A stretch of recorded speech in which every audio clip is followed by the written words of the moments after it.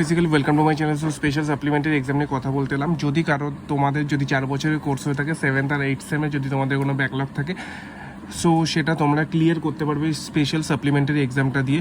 So যদি কারোর backlog এসে থাকে, সো ভয় পাওয়ার কিছু নেই, ইটস নর্মাল। তোমরা এক্সাম দিলে এটা ক্লিয়ার হয়ে যাবে, ঠিক আছে।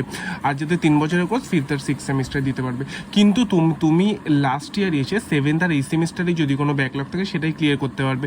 যদি তোমার 3rd semester, 4th semester, 5th সেমিস্টারে যদি কোনো ব্যাকলগ থাকে, সেইটা তোমাকে পরের বছরই এক্সাম দিতে হবে, ঠিক আছে। যদি তোমার ওডে কিছু ব্যাকলগ থাকে, তো ডিসেম্বরে পরীক্ষা হবে, তুমি ক্লিয়ার করে দিতে পারবে। আর যদি তোমার ইভেন্ট সেমিস্টারে কিছু ব্যাকলগ থাকে, পরের বছর যেরকম এক্সাম হবে জুলাইতে, তো তখন তোমাকে ক্লিয়ার করতে হবে। এটা নিজেদের কলেজে স্পেশাল সাপ্লিমেন্টারি এক্সামটা হয় না, ম্যাকআউট কলেজ ঠিক করে, সেই কলেজেই হয়, ঠিক আছে।